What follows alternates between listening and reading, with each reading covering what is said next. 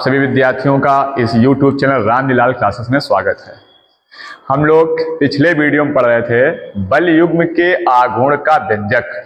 सब लोग पढ़ा होगा टाउ बराबर NIBA साइन थीटा, इसको लोग पढ़ के आए थे। आज का जो वीडियो हम लोगों के लिए है, जो इस वीडियो में हमें पढ़ना है वो टॉपिक है धारा मापी, गैल्वेनोमीटर। क्या करते हैं हम गैल्वेनोमीटर से, गैल्वेनोमीटर कितने टाइप का होता है और इसके पीछे की फिजिक्स क्या है, ये किस सिद्धांत पर बेस है, ये सारी बातें आज के वीडियो में करनी है। धारा मापी क्या होता है, धारा मापी कितने प्रकार का होता है, धारा मापी किस सिद्धांत पर काम करता है और कौन सा धारा मापी हम ज्यादा यूज करते हैं, धारा मापी की रचना कैसी है, उसकी बनावट जो होती है, संरचना हम कैसे बनाते हैं, किन किन चीजों का धारा मापी के अंदर यूज किया जाता है और फिर धारा मापी कैसे वर्क करता है। और धारा मापी के दो बहुत अच्छे एप्लीकेशन आपके लिए हैं जो बहुत ज्यादा एग्जाम में पूछे जाते हैं कि हम धारा मापी को आप मीटर के रूप में यूज कर लेते हैं और धारा मापी को वोल्ट मीटर के रूप में भी यूज कर सकते हैं। तो एक क्वेश्चन बनता है धारा मापी का आमीटर में रूपांतरण और धारा मापी का वोल्ट मीटर में रूपांतरण। तो इस वीडियो में ये काफी चीजें आपको पढ़नी है, तो वीडियो को आपको लास्ट तक देखना है और वीडियो अच्छा लगे तो उसको लाइक भी करना है, शेयर करना है। आइए स्टार्ट करते हैं धारा मापी को। धारा मापी को हम लोग कहते हैं अंग्रेजी में गैल्वेनोमीटर।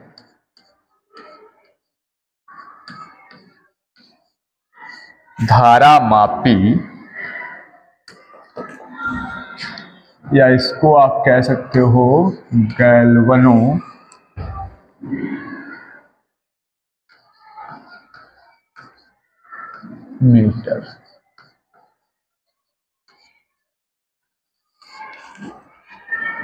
गैल्वेनोमीटर धारा मापी, उसके नाम से स्पष्ट हुआ धारा मापी, जो धारा को मेजर करता है। ये एक उपकरण होता है, एक डिवाइस होती है।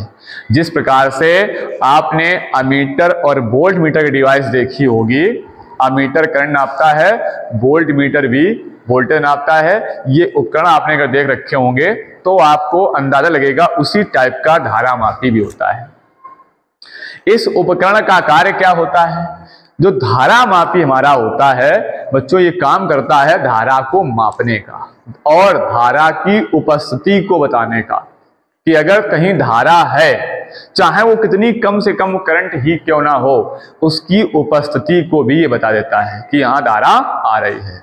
तो ये धारा की उपस्थिति भी ज्ञात करता है और धारा का मापन भी करता है। तो क्या कहेंगे धारा मापी के विषय में कि धारा मापी एक ऐसा उपकरण होता है जो धारा के मापन तथा धारा की उपस्थिति और धारा के मापन के लिए प्रयुक्त किया जाता है। अगर धारा मापी के डेफिनेशन आपसे पूछी जाए कि व्हाट इज गैल्वेनोमीटर, क्या है गैल्वेनोमीटर, तो आप क्या लिखेंगे कि धारा मापी एक ऐसा उपकरण होता है जो धारा की उपस्थिति ज्ञात करता है और धारा का मापन करता है, या धारा मापन के लिए इसको प्रयुक्त किया जाता है।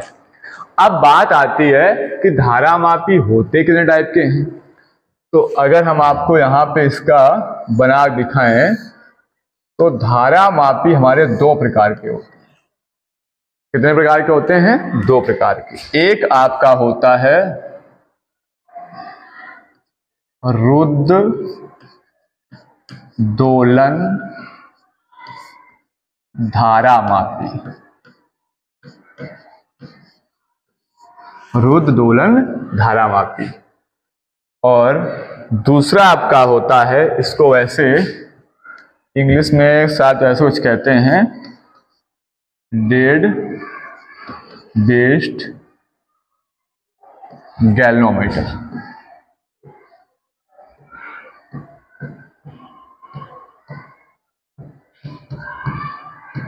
एक तो ये होता है और दूसरा हम लोगों का होता है, ये पहला हो गया आपका और इधर दूसरा, वो होता है प्रक्षेप धारा मापी। प्रक्षेप धारा मापी, ये दो प्रकार के धारा मापी होते हैं। एक है रुद्र दोलन धारा मापी और एक आपका है प्रक्षेप धारा मापी। दोनों में फर्क क्या होता है, जरा गेट बंद कर देते हैं।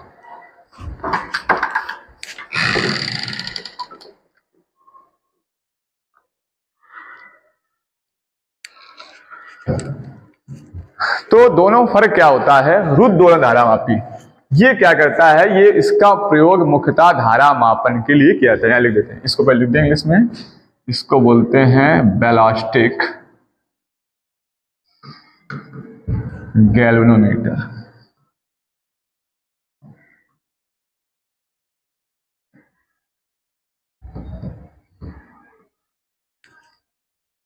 तो ये दो प्रकार के धारा मापी हम लोगों के पास में है,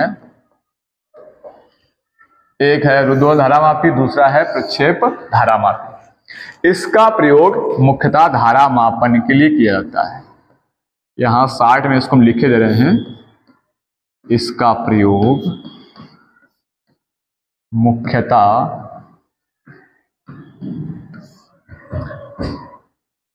धारा मापन,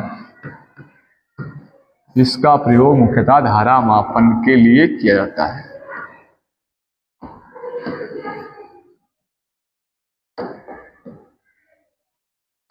धारा मापन के लिए किया जाता है किसका, रुद्ध दोलन धारा मापी का। जो दूसरा हम लोगों का है प्रक्षेप धारा मापी, ये क्या है, धारा मापी ये भी है, करंट ये भी नापेगा, लेकिन इससे हम क्षणिक धारा ज्ञात करते हैं। इसके द्वारा क्षणिक धारा, बहुत कम समय के लिए बहुत छोटी करंट, क्षणिक धारा का मापन, या आप कह सकते हो अथवा आवेश प्रवाह की दर, अथवा आवेश प्रवाह की दर,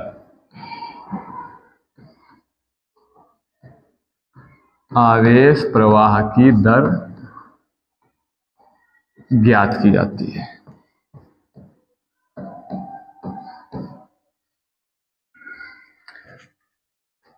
तो ये दो टाइप के धारा मापी थे, रुद्ध दोलन धारा मापी, प्रक्षेप धारा मापी। इसका काम क्या है, इसका प्रयोग मुख्यतः हम धारा मापन के लिए ही करते हैं। क्योंकि धारा मापी का काम था, इसको अगर आप समझोगे, इसका काम है धारा मापना और धारा की उपस्थिति ज्ञात करना। अगर कहीं धारा है तो बता देना कि धारा है, और है तो कितनी है। पहले तो धारा है या नहीं ये पता करता है, और अगर है तो फिर उसका मेजरमेंट करता है, मापता है कितनी धारा आ रही है। इसको दो भागों में डिवाइड किया गया, रुद्ध दोलन धारा मापी और प्रक्षेप धारा मापी। ये इसका प्रयोग हम मुख्यतः धारा मापन के लिए ही करते हैं, और इसका प्रयोग बहुत क्षणिक धारा, बहुत कम समय के लिए, या आवेश प्रवाह की दर आप कह सकते हो I बराबर dq/dt, बहुत छोटी करंट के लिए, बहुत छोटे समय के लिए इसका यूज करते हैं। जो रुद्ध दोलन धारा मापी होता है ये फिर दो टाइप का होता है। इसके कौन कौन से दो भाग हैं जरा देखिए। इसको फिर दो भागों में डिवाइड किया, किसको, रुद्ध दोलन धारा मापी को। एक इसका भाग है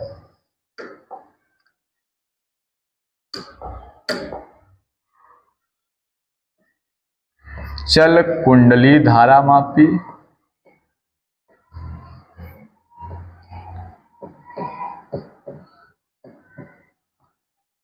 चल कुंडली धारा मापी। इसको हम लोग कह सकते हैं इंग्लिश में मूविंग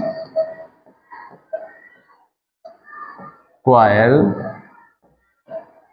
गैल्वेनोमीटर।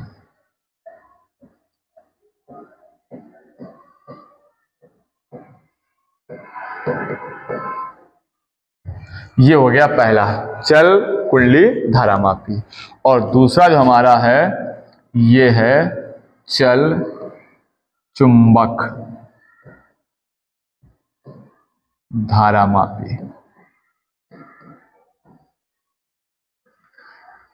इसको हम लोग कहते हैं moving magnet moving magnet galvanometer.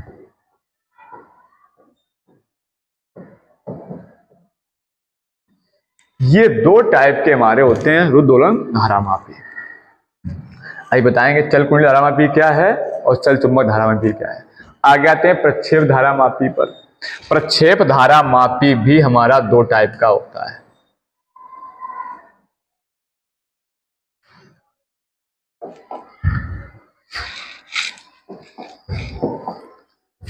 ये जो प्रक्षेप धारामापी है ये भी दो प्रकार का है। एक अपना है निलंबित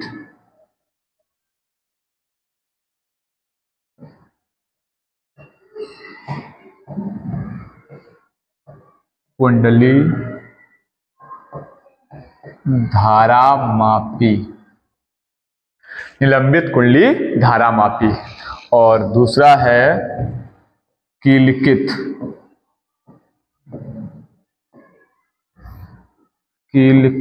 कुंडली धारामापी।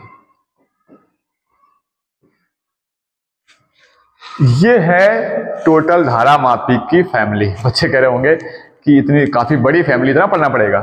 कोई बात नहीं, एक चीज समझ लीजिएगा, सबके बारे में आप जान जाओगे। सबका जो सिद्धांत है, प्रिंसिपल, वो सेम है। सबके पीछे का फिजिक्स एक ही है। ये बड़ा आसान बात है क्या, कि जितने भी धारामापी आप देखेंगे सब एक ही प्रिंसिपल पर बेस है। ये अच्छी बात आपके लिए। फैमिली बड़े ही तगड़ी है लेकिन प्रिंसिपल सबका एक ही है। सब एक ही सिद्धांत पे काम करेंगे। अच्छी फैमिली है, घर वालों के सिद्धांत है, नियम है, वो सब एक जैसे हैं।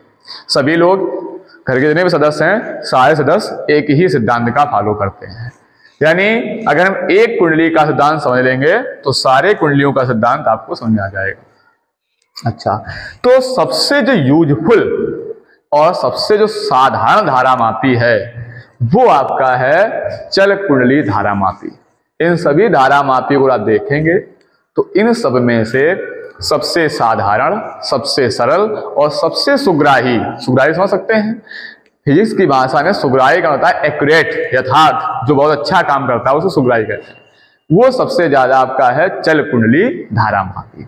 तो इसका अगर हम सिद्धांत पढ़ लेते हैं, इसी के बारे में समझ लेते हैं तो सारी कहानी आपको क्लियर हो जाएगी। वही लगभग सब में कहानी रहेगी। तो सबसे पहले बात करेंगे कि इस जो धारामापी है इसका सिद्धांत क्या है। किसी भी कुंडली के लिए बात करेंगे, चाहे चल कुंडली धारामापी के लिए या फिर चल चुंबक धारामापी के लिए या इसके लिए, सिद्धांत सबका जब सेम है तो किसी एक कुंडली का हम सिद्धांत बात करते हैं। तो आइए चलते हैं चल कुंडली धारामापी का सिद्धांत समझते हैं। तो हम लोगों की हेडिंग जो रहेगी वो रहेगी चल कुंडली धारामापी का सिद्धांत।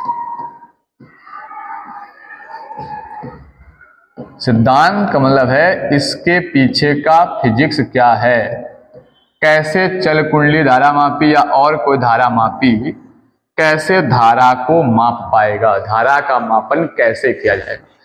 तो अगर आप पिछले वीडियो को देख करके आए हैं कि एक समान चुंबकीय क्षेत्र में स्थित धारावाही लूप पर लगने वाले बल युग्म के आघूर्ण का व्यंजक, तो वहां आपने एक क्वेश्चन प्रूव किया होगा। अगर आपको याद दिला दें, वो क्वेश्चन था टाउ बराबर NIBA sin थीटा।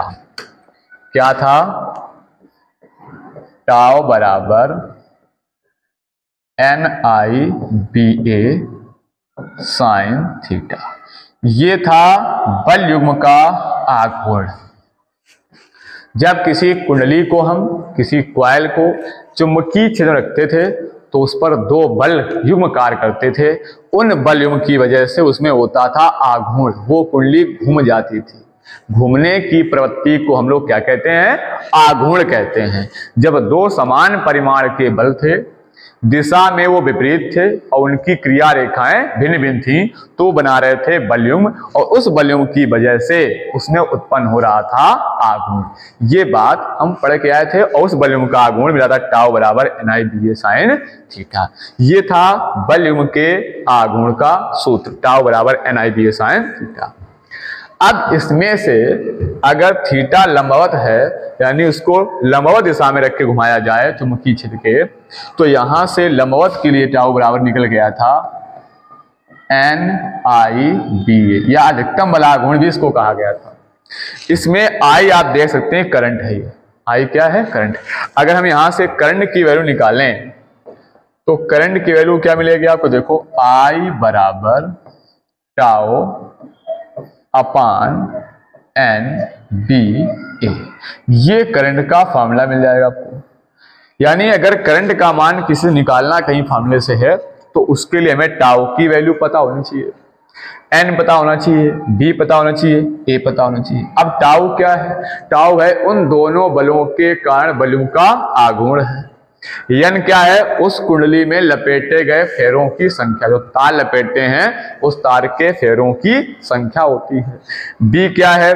जिस चुंबकीय क्षेत्र में उस कुंडली को रखा गया होगा उस चुंबकीय क्षेत्र की तीव्रता क्या है। A क्या है? उसका एरिया, किसका? कुंडली का। उस कुंडली का क्षेत्रफल कितना है, वो एरिया। अगर हम कुंडली का क्षेत्रफल पता कर लें, कुंडली में जहां रखी गई उस चुंबकीय क्षेत्र का मान पता हो, उसमें फेरों संख्या पता हो जाए, और उस टाउ यानी बलयुम के आघूर्ण का मान पता हो जाए, तो यहां रखने के बाद हमें धारा की वैल्यू ज्ञात हो जाएगी। तो धारा निकालने का ये फॉर्मूला है और ये इसका सिद्धांत है। कैसे कहेंगे? सुनो पहले अच्छे ध्यान से कि चल कुंडली धारा मापी है, ये सबसे सरल और सुग्राही यंत्र है। चल कुंडली धारा मापी सबसे सरल और सुग्राही यंत्र होता है। यह इस सिद्धांत पर आधारित है, किस सिद्धांत पर? यह इस सिद्धांत पर आधारित है कि जब किसी कुंडली को चुंबकीय क्षेत्र में रखकर, कहां रखकर? चुंबकीय क्षेत्र में रखकर इसमें विद्युत धारा प्रवाहित की जाती है। इसमें क्या करते हैं? करंट फ्लो करा देते हैं।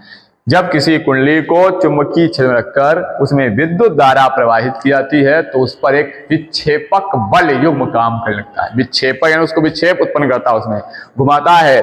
बल युग्म में दो बल होते हैं जो परिमाण में समान और दिशा में विविध होते हैं, तो उस पर एक विक्षेपक बल युग्म काम करने लगता है। उस विक्षेपक बल युग्म के बल आघूर्ण का मान अगर निकाल लिया जाए तो हमें धारा ज्ञात हो जाएगी, क्योंकि यंत्र इसे पता कर लेंगे हम कि कितने फेरे लपेटे गए हैं इस पे, वो फेरे पता कर लेंगे। N इस चुंबकीय क्षेत्र का मान पता हो जाएगा, A पता हो जाएगा इस कुंडली का एरिया। अगर हमें उस विक्षेपक बलयुम के आघूर्ण का मान और मिल जाए तो उसमें प्रवाहित धारा का मान हम इस सूत्र द्वारा ज्ञात कर सकते हैं। बात समझ आई? ये जो चल कुंडली धारा मापी है वो किस सिद्धांत पर है? चाहे चल कुंडली धारा मापी हो या और कोई भी आप धारा मापी दे सकते हो, सबका सिद्धांत यही है। धारा ज्ञात करने का, धारा पता करने का सिद्धांत सबका यही है कि जब किसी कुंडली को चुंबकीय क्षेत्र में रखकर उसमें विद्युत धारा प्रवाहित की जाती है, तो उस पर एक विक्षेपक बलयुम काम करने लगता है। जिस बलयुम के आघूर्ण का मान ज्ञात करके उसमें प्रवाहित धारा का मान ज्ञात किया जा सकता है। धारा मापी जो भी होते हैं उनमें होती क्या कहानी है कि एक आपको ऐसे सुई दिखेगी उसमें, और इसके ऊपर यहां पे रीडिंग होती है,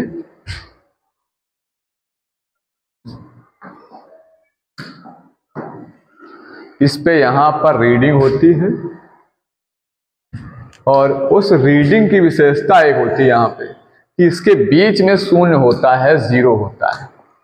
यहां जीरो होती है नंबरिंग। इस जीरो के बाद इस दोनों तरफ नंबरिंग उसकी होती है। ये जो सुई होती है दोनों तरफ ये कंपन करती है, वाइब्रेट करती है। या इधर भी नंबरिंग इसके होती है ऐसे ऐसे, इधर भी नंबरिंग होती है, इधर भी धारा का मान होगा। और ये जो होती है, ये जो सुई आप देख रहे हैं, ये नीचे स्प्रिंग से जुड़ी होती है और उस स्प्रिंग द्वारा ये कंपन करती है, वाइब्रेट करती है। ये धारा का मान बताती है। ये धारा मापी बहुत सूक्ष्म करंट के लिए यूज किया जाता है। बड़ी बड़ी करंट नापने के लिए इसी धारा मापी को हम अमीटर के रूप में यूज कर लेते हैं। तो ये था धारा मापी के प्रकार और सिद्धांत। आपको समझ में आए होंगे कैसे काम करेगा। अब पूरी बात तब समझ में आएगी जब इसकी आप रचना को समझेंगे और इसकी कार्यविधि को, ये बनी कैसे होती है, कैसे बनाई जाती है, इसमें क्या क्या यूज होता है, और फिर ये काम कैसे करती है, कर्ण कैसे नापेगी फिर, तो ये कुछ बातें का समझनी है। तो चलते हैं इसकी रचना की ओर। धारामापी की संरचना के लिए कुछ चीजों की हमें आवश्यकता होती है। सबसे पहले हमें आवश्यकता होती है एक क्रोड की। क्रोड मतलब कोर, एक क्रोड की आवश्यकता होती है जो लोहे वगैरह का होता है कोर, खासकर वो बेलना का लिया जाता है इसे।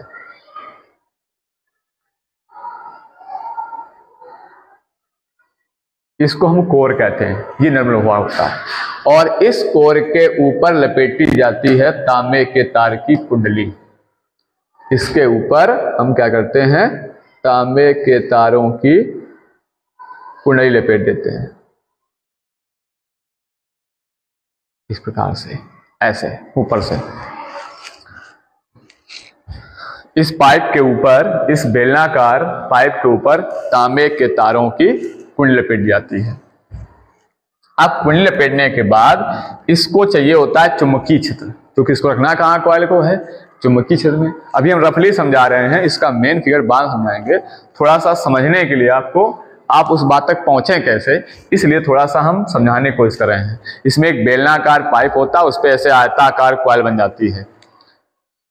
हम देखेंगे कुछ करके तारा आगे चल के। तो एक पाइप वगैरह होता है बेलनाकार, ये इसके ऊपर तांबे के तार की कुंडली लपेट देते हैं। कैसे लपेटते हैं, आयताकार लपेट देते हैं। आयताकार होता है, वृत्ताकार भी हो सकता है। अब लपेटने के बाद कुछ ऐसा समझ सकते हो आप, शायद यहाँ इतना ना समझ में आए, जब मेन फिगर बनाएंगे तो पूरी बात समझ में आएगी आपको।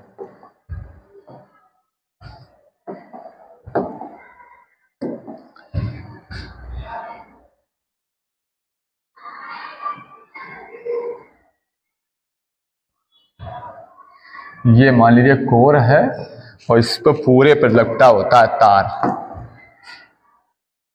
आप ऐसे कल्पना करिए,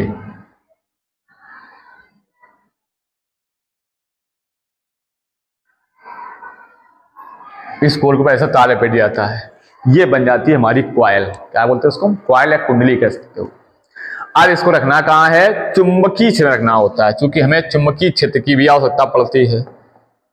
तो यहाँ पर चुंबकीय क्षेत्र चाहिए, अगर चाहिए है तो चुंबकीय मिलेगा कहाँ से, मैग्नेट से मिलेगा। तो एक चुंबक लेते हैं दो तरफ से और इस प्रकार से लगा देते हैं चुंबक इसके दोनों ओर।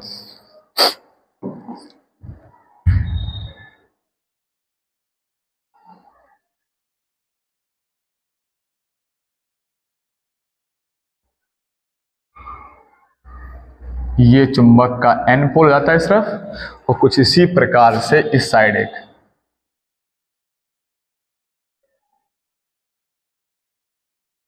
S pole. ये दो चुंबक के ध्रुवखंड होते हैं एन और एस, इनसे बनती हैं चुंबकीय क्षेत्र रेखाएं। चुंबकीय क्षेत्र रेखाएं जो बनेंगी इस क्रोड के लंबवत जाएंगी, इस कुंडली के, वो सब आगे बताएंगे। तो इन कुछ चीजों की हमें आवश्यकता होती है और इसी में यहां से एक लगी होती स्प्रिंग और उस स्प्रिंग से जुड़ी होती है हमारी सुई, ये सुई होती है और इसी पे आगे ऊपर रीडिंग होती है। कहानी ये होती है, इस चुंबकीय क्षेत्र निकलती है चुंबकीय क्षेत्र रेखाएं, वो चुंबकीय क्षेत्र उत्पन्न करती हैं और उस चुंबकीय क्षेत्र की वजह से इसमें करंट प्रवाहित करते हैं, तो इसमें लगता है वॉल्यूम, और उस वॉल्यूम की वजह से ये कुंडली क्या करती है, इस चुंबकीय क्षेत्र में घूमना स्टार्ट कर देती है। जब घूमती है तो इसमें विक्षेप उत्पन्न होता है। तो इसका जो एक सिद्धांत आता है मेन निकल करके, उसका एक कॉन्सेप्ट आपको आगे पढ़ने मिलेगा, विक्षेपक। अभी केवल समझाने का प्रयास करें, पूरी बात नहीं खत्म की, धीरे समझ में आएगी। जब पूरा वीडियो आप देखोगे लास्ट तक तो पूरी बात आपको क्लियर हो जाएगी। विक्षेपक बलयुग्म का आघूर्ण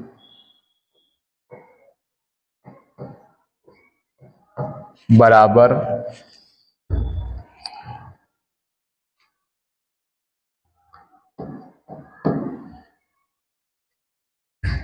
एक सेकंड यहां लग, विक्षेपक बलयुग्म आघूर्ण बराबर बलयुग्म का आघूर्ण।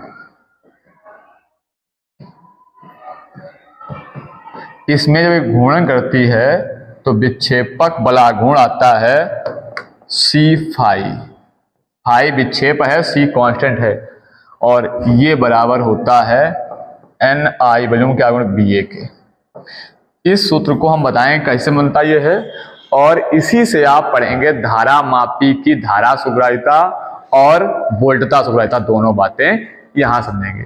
अब ये तो बेसिक बातें थी, नॉर्मल चीजें ने बात की हैं। अब इसकी जो रियल में रचना होती है और ये कैसे काम करेगा उसके ऊपर बात करते हैं। तो अभी तक हम लोग केवल चित्र के माध्यम से समझ रहे थे, उसका अगर रफली चित्र हटा करके फाइनल फिगर को चलते हैं हम लोग, तो देखिए फाइनल फिगर क्या बनता है हमारा। मेन बात क्या थी, एक उसमें चुंबक के दो ध्रुव खंड थे जो अवतलाकार में होते हैं। किस आकार में होते हैं? अवतल के आकार में होते हैं। अवतल जैसा होता है पृष्ठ, इस पृष्ठ में ये हमारा होता है N पोल। चूंकि आप लोग ये तो जानते हैं कि चुंबक में दो ध्रुव होते हैं, एक N और दूसरा S। तो इधर वाला एक सरफेस लेते हैं, ये वाला सरफेस, और ये वाला हमारा पोल बन जाता है S। और इनके अंदर हमारा एक क्रोड होता है जो लोहे का होता है, और वो क्रोड होता कैसा है? बेलनाकार होता है।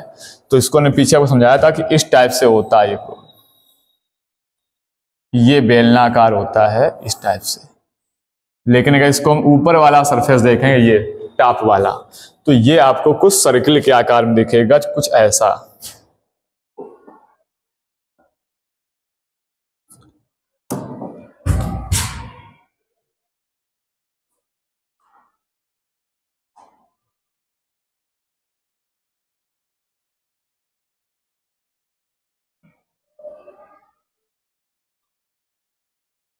कुछ इस टाइप का। और थोड़ा दूर हो गया, उसको पास में कर लेते हैं।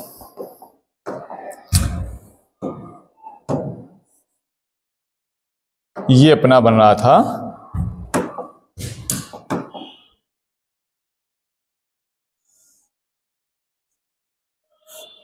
S पोल।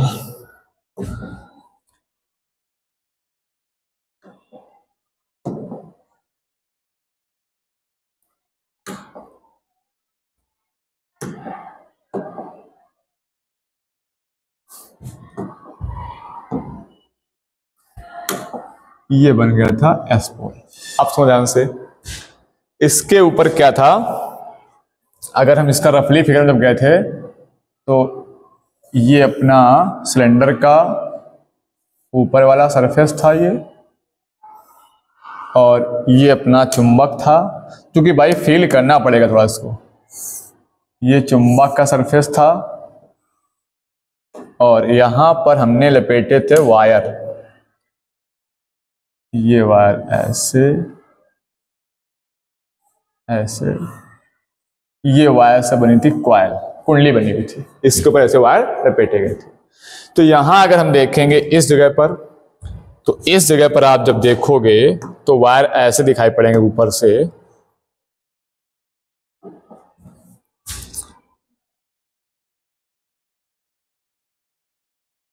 इसके ऊपर इस टाइप से कुछ वायर लपेटे गए होंगे ऐसे।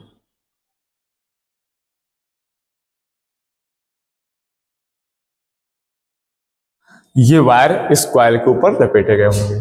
अब क्या होगा, जैसे इस कोर में धारा हम प्रवाहित करेंगे, ये अगर ना समझ में आ रहा हो तो थोड़ा हम समझाने का प्रयास करते हैं। आप ऐसा समझ लीजिएगा कि मान लीजिए ये एक सिलेंडर आपका है, ये सिलेंडर का आकार का है, ये नीचे से ये वाला दिख रहा है आपको, ये ऊपर वाला सरफेस आपको, और इसके ऊपर ऐसे कॉइल लपेटी गई होगी इस टाइप से, आयताकार ऐसे। ये चीज आप देख सकते हो, ये ऐसे कॉइल लपेटी गई होगी इस टाइप से, एक सिरे से दूसरे सिरे वगैरह ऐसे। ये आयताकार या वृत्ताकार जैसी कॉइल बनेगी, क्योंकि यहाँ पे जो तार होता है, ये तार निकला हुआ होता है जो इसके अंदर होता है। अब यहाँ निकाल नहीं रखा है, तो हमने केवल समझाने का प्रयास किया है ताकि आपको चीज समझ में आ जाए। तो ये वायर हम इसके ऊपर कॉइल लपेट देते हैं ऐसे इस टाइप से, और इसी कॉइल में बहती है करंट। ये ऐसे करके वायर लपेट दिया जाता है ये, और इसमें ये टर्म्स होते हैं फेरों संख्या, जैसे एक फेरा हो गया, 2 फेरे हो गए, 3 फेरे हो गए, तो इन्हीं फेरों संख्या को हम लोग क्या लेंगे, n ले लेंगे। ऐसे इस पे कॉइल लपेटी गई होगी इस सिलेंडर के ऊपर। तो ये आपका केवल ऊपर वाला भाग हम दिखा रहे हैं, इसलिए आप समझने का प्रयास करिएगा कि ये वायर लपेटा गया। अब क्या होगा, जैसे इस कॉइल में करंट भेजेंगे हम, तो करंट भेजने से क्या होगा कि यहां पर पहले इस N और S से बन चुका होगा चुंबकीय क्षेत्र। कैसा बना होगा चुंबकीय क्षेत्र, समझिएगा ध्यान से। जो चुंबकीय क्षेत्र हमारा बनेगा वो N से S की ओर बनता है। तो इस पृष्ठ पर ये गोल सर्किल से लिया जाता है। इस सर्किल के लेने का तात्पर्य इतना होता है कि जो चुंबकीय क्षेत्र रेखाएं आएंगी वो उसके लंबवत आएंगी। किस प्रकार से, देखिए यहां से ऐसे, ये इस प्रकार से जाएंगे चुंबकीय रेखाएं से, ये होंगी चुंबकीय रेखाएं और इस पर इसके लंबवत होंगी।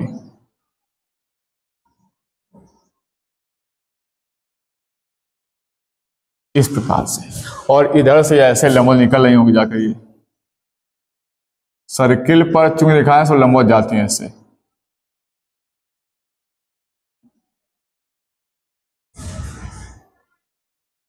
इस प्रकार से इस पूरे पृष्ठ से ऐसे चुंबकीय रेखाएं निकल रही होंगी।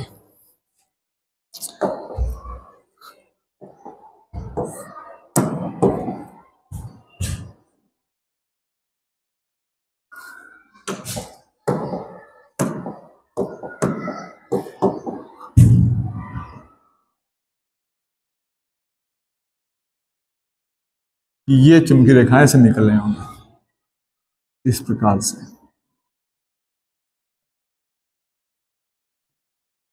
ऐसा क्यों हो रहा होगा, इसके लंबवत मन में ऐसा रहा हो कि ऐसे रेखाएं ऐसे जा सकती हैं, लेकिन ऐसा नहीं होगा, क्योंकि दो चुंबकीय रेखाएं कभी भी एक दूसरे को काटती नहीं है। तो ये रेखाएं निकलने का शेप ये रहेगा इनका, कि जो रेखा जाएगी वो इस प्रकार से जाएगी, ऐसे गई और यहां से ऐसे होगी, ऐसे निकल जाएगी।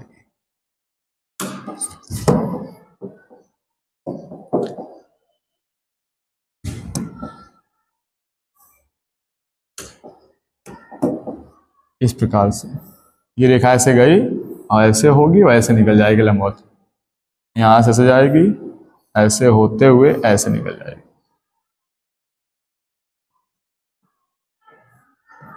इस प्रकार से चुंबकीय रेखाएं इसके लंबवत निकल से निकलती हैं और यह सिरे की ओर जाती हैं। इस प्रकार जा रही होंगी चुंबकीय रेखाएं।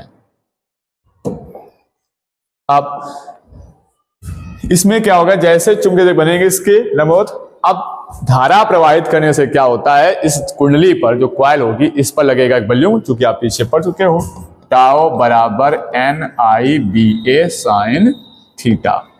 अब थीटा यहां ना होगा, थीटा होता है B और A के बीच का कोण। तो अगर मान लो ये हमारी कॉइल है, ये रखिए ऐसे कॉइल, मान लो अभी इस डायरेक्शन में है, इस डायरेक्शन में कॉइल है, तो कॉइल के जो हम एरिया वेक्टर लेते हैं वो हमेशा पृष्ठ के लंबवत होता है बाहर की ओर। तो इसका अगर एरिया वेक्टर लेंगे तो एरिया वेक्टर ये बन जाएगा। तो जब कॉइल ये रहेगी इस दिशा में तो ये बनेगा एरिया वेक्टर, ये देखो ऐसे जा रहा है। अब चुंबकीय रेखाएं कैसे हैं, तो चुंबकीय रेखाएं से हम देखोगे तो रेखाएं ये जा रही हैं, ये हैं चुंबकीय रेखाएं, ये वाली ये जा रहे हैं इसके। तो चुंबकीय रेखाओं का डायरेक्शन ये है। इस कॉइल के अगर आप ऐसे समझेंगे, ये है कॉइल और ये जा रहे हैं चुंबकीय रेखाएं, इस स्प्रिंग का डायरेक्शन देखिएगा ये, और ये आपका एरिया वेक्टर है, देख रहे होगे आप। तो ये B है और ये A है, ये दोनों कैसे रखे हैं, लंबवत हैं। अभी कॉइल यहां है तब भी एरिया ये है, और अगर ये कॉइल घूम जाए ऐसे हो जाए तो एरिया ये हो जाएगा, बोलो, और उस समय ये चुंबकीय रेखा है तभी क्या रहेगा, समांतर रहेगा। तो इस वृत्ताकार लूप लेने का मतलब यही है कि जो आपका B और A के बीच एंगल बनेगा वो 90 डिग्री बनेगा। क्या बनेगा, 90 डिग्री। आप समझ सकते हो कि जब इस सामने चुंबकीय लूप होगा आपका, ये कोण बनेगी, ऐसे जाएंगी रेखाएं ये, तो इस B और A के बीच कोण कितना बनेगा, 90 डिग्री। इस डायरेक्शन में ये आपका ये लूप है या कुंडली जो भी का आपने है, और ये इसका एरिया वेक्टर आप देख सकते हो, ये एरिया वेक्टर है, और इस एरिया वेक्टर के ये चुंबकीय रेखाएं लंबवत जा रही हैं ऐसे, तो इन दोनों के बीच जो एंगल बन रहा है आपका, सॉरी, तो वो एंगल बन रहा है 90 डिग्री। ये देखिए, ये आपका बी और ए के बीच 90, और जब ये घूम जाएगा, ये मान लो घूमते घूमते यहां पे आ जाए,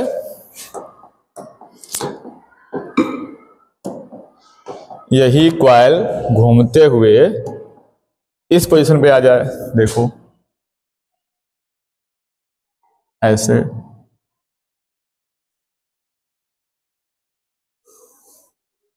इस पोजीशन पे आ जाए।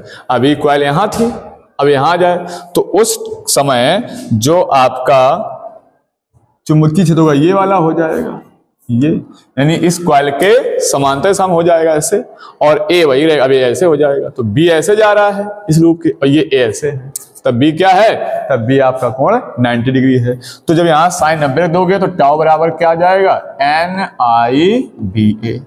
तो पूरे कंडीशन में जब तक ये कुंडली घूमती रहेगी, हर जगह पर जो वॉल्यूम का गुण रहेगा वो एक समान रहेगा, वो क्या रहेगा, NIBA, कहीं बढ़े घटेगा नहीं, कम ज्यादा नहीं होगा। इसलिए इसको हम जो लूप लेते हैं या कुंडली जो कोण लेते हैं वो कैसे लेते हैं, वो अपना लेते हैं वृत्ताकार। इस वजह से टाउ हमारा हर जगह कांस्टेंट रहता है।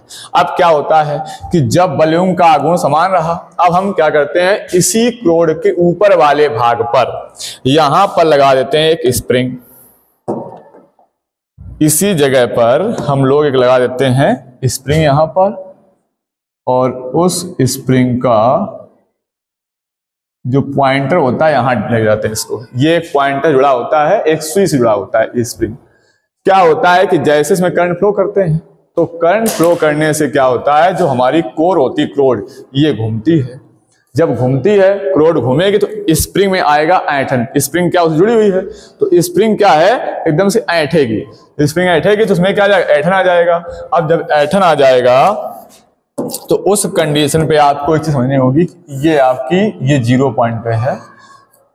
अब जैसे इस स्प्रिंग में ऐंठन आएगा तो ये थोड़ी तो कुंडली घूमेगी, लेकिन जैसे कुंडली घूमेगी तो स्प्रिंग जब ऐंठेगी तो उसका विरोध करेगी, रोकने का प्रयास करेगी। जैसे मान लो कुंडली ऐसे घूम रही है ये, अब जैसे कुंडली घूमती जाएगी तो ये स्प्रिंग टाइट होती जाएगी, एकदम ऐंठती जाएगी। और ऐंठते ऐंठते क्या होगा कि एक स्थिति में आने पर इसको कुंडली घूमने से रोक देगी। और जिस समय रोक देगी तो मान लो पहली कंडीशन पे ये आपकी सुई जो है यहां पर जाकर के यहां से फाई कोण पर रुकती जाकर के है। अब ये इसको घूमना बंद कर देती है। तो जब बंद कर देगी घूमना, तो ये जो इसने ऐंठन का वॉल्यूम का गुण बनता है, ये इस ऐंठन के वॉल्यूम का गुण को हम C5 या K5 बोल सकते हैं। K या कांस्टेंट यहाँ पे है, और फाई क्या है, इसका उतना कोण है जितना ये अपने यहां से विक्षेपित हुई है। ये आपका जो पॉइंटर है जितना विक्षेपित हुआ है वो इसका कोण फाई है। अगर आप गैल्वेनोमीटर देखे होंगे तो ये बात अच्छे समझ पा रहे होंगे। अगर हम धारा सा बदल देंगे तो ये इस तरफ पॉइंट कर जाएगी, इस तरफ आ जाएगी, इधर वाला पॉइंट ले लेंगे, फाई जो भी होगा। अब इसमें जो कॉन्सेप्ट बन के तैयार होता है वो ये बनता है, जरा समझना इसको, कि जब ये कुंडली घूमी तो उस पर लगा वॉल्यूम का गुण, उस पर क्या लगा, वॉल्यूम का गुण टाउ बराबर NIBA। और फिर क्या हुआ, ये जो स्प्रिंग थी इस पॉइंटर घूमने के बाद कुंडली जब रोक देगी, यानी आपकी जो कॉइल है वो आ जाएगी संतुलन की स्थिति में। और जब संतुलन की स्थिति तब आएगी जब आपके इस वॉल्यूम का आघूर्ण इस ऐंठन के आघूर्ण के बराबर हो जाएगा, उस समय आ जाएगी संतुलन की अवस्था। तो लिखेंगे संतुलन की अवस्था में, संतुलन की अवस्था में क्या होगा, जो आपका विक्षेपक बलयुग्म है जो कॉइल को घुमा रहा था, विक्षेपक बलयुग्म का आघूर्ण जो होगा वो बराबर रहेगा इसके ऐंठन के आघूर्ण के। जो स्प्रिंग ऐंठ रही थी, मरोड़ हो रहा था, ऐंठन का बलाघूर्ण, ऐंठन का। ये टाउ है और टाउ का मान क्या था, NIBA। ये हर जगह ही रहता है NIBA। और ऐंठन का बलाघूर्ण क्या है, K5। फाई क्या है, रेडियन में कोण है जितना ये पॉइंटर विक्षेपित हुआ है। ऐंठने के बाद जितना भी विच्छेद हुआ है वो इसका फाई कोण बना रहा है, के फाई।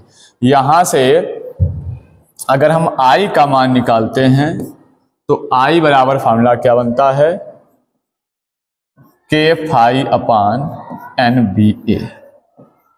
ये धारा निकालने का फॉर्मूला बन जाता है।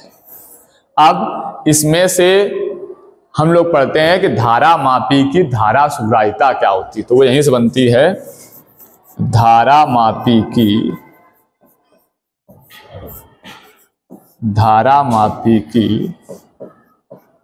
धारा सुग्राहिता,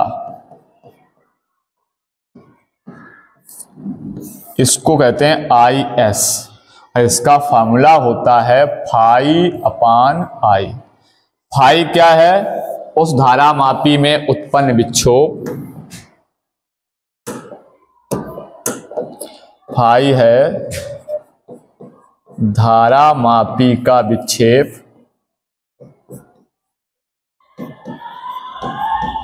और आई क्या है, धारा मापी में प्रवाहित धारा। धारा मापी में प्रवाहित धारा।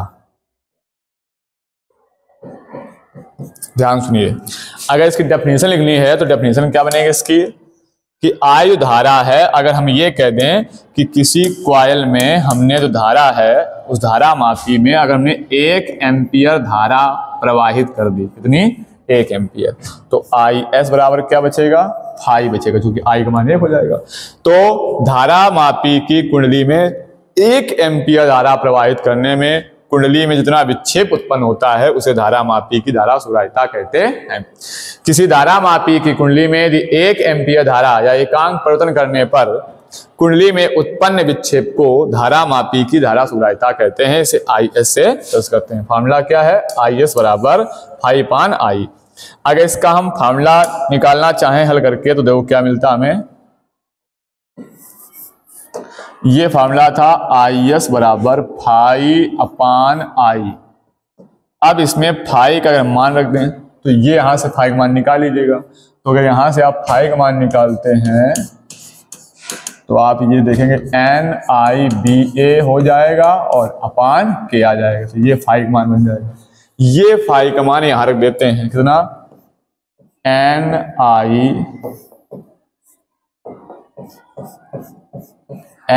आई बी ए अपान क्या है, के, और ये वाला पहले के और इसके पूरे बटे है आई।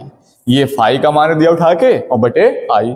अब आप देखेंगे तो आई से आई वैल्यू कट जाएगी,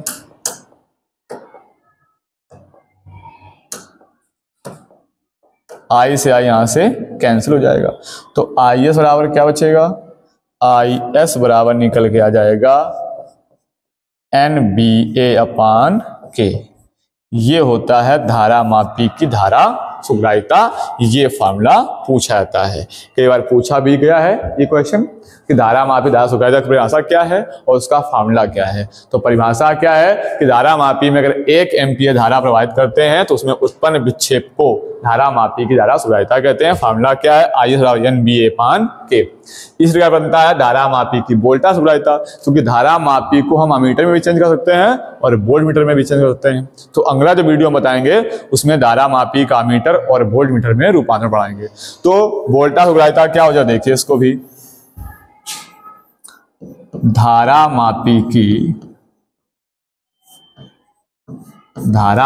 की वोल्टता सुग्राहिता।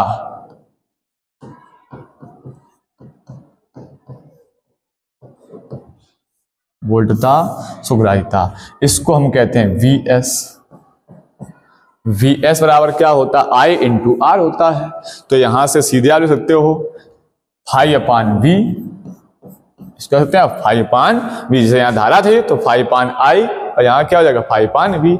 अगर हम 1 वोल्ट का परिवर्तन कर दें इसमें धारा मापी में तो जितना विक्षेप उत्पन्न होगा उसे धारा मापी की वोल्टा सुग्राहिता कहते हैं। यदि किसी धारा मापी में 1 वोल्ट का परिवर्तन कर दें तो धारा मापी में उत्पन्न विक्षेप को धारा मापी की वोल्टा सुग्राहिता कहते हैं। अब यहाँ अगर इसका हम फॉर्मूला निकालना चाहें तो देखो फॉर्मूला क्या बन जाएगा, वी एस बराबर फाई का मान आप निकाल चुके, रखा हुआ है फाई का मान कितना है NIBA/K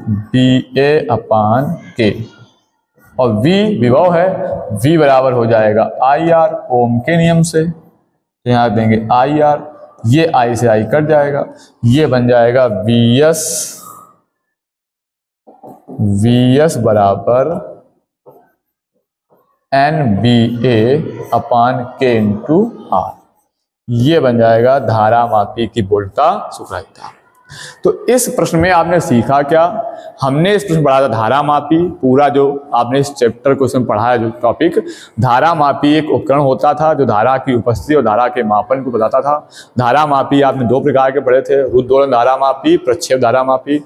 रुद्धोलन धारा मापी वो था जो केवल धारा के प्रवाह को बताता था या धारा के मुख्यतः धारा मापन के लिए यूज किया था। वो दो प्रकार के थे, चल चुंबक धारा मापी, चल कुंडली धारा मापी। फिर हमने पढ़ा था प्रक्षेप धारा मापी, वो क्षणिक धारा या आवेश प्रवाह दर को नापता था, जिसे हम कहते थे प्रक्षेप धारा मापी। वो भी दो प्रकार के थे, एक होता था निलंबित कुंडली धारा मापी और दूसरा होता था कीलकित कुंडली धारा मापी। हमने कहा सबका सिद्धांत सेम है, सब किस सिद्धांत पे काम करते हैं कि जब किसी धारा मापी को चुंबकीय संलग्न करके उसमें धारा प्रवाहित की जाती है तो उस पर एक विक्षेपक वॉल्यूम कार्य करता है। उस वॉल्यूम के आघूर्ण का मान ज्ञात करके हम उस कुंडली में प्रवाहित धारा के मापन की गणना कर सकते हैं। फिर हमने पढ़ा कि चल कुंडली धारा मापी है तो कैसा होता है, मूविंग कॉइल गैल्वेनोमीटर। चल कुंडली धारा मापी सबसे सरल और सुग्राही यंत्र होता है जिसके द्वारा हम वैद्युत धारा को माप सकते हैं। उसकी रचना के लिए बताया हमने कि उसमें रचना में कुछ मुख्य भाग होते हैं, जैसे क्रोड थी बेलनाकार क्रोड, और उस बेलनाकार क्रोड पर तांबे के तारों को लपेटा जाता है।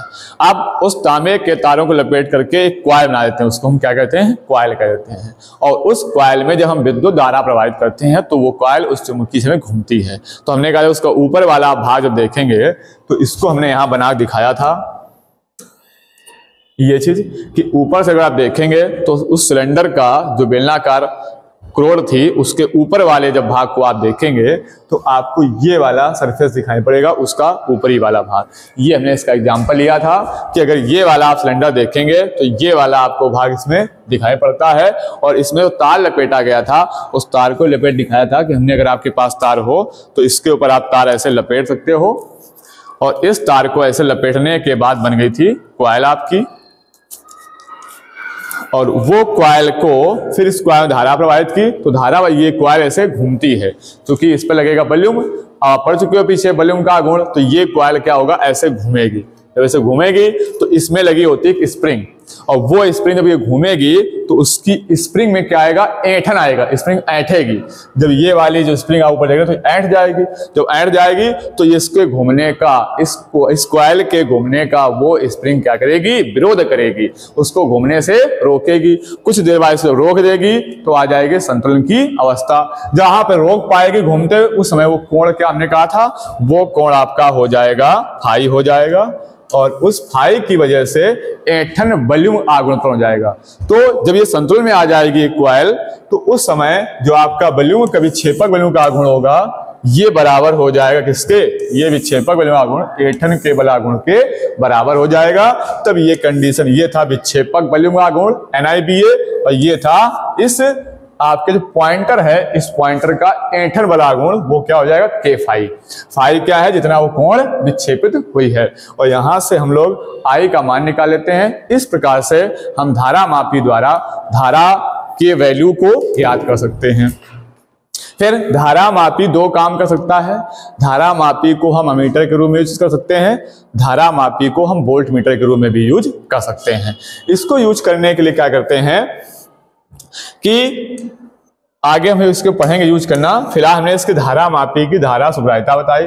धारा मापी धारा सुग्राहिता क्या होती है, ये फार्मूला इसका होता है IS बराबर फाई/I। फाई क्या है, इस जो पॉइंटर था उसका विक्षेप था, I था उस कॉइल में बहने वाली धारा।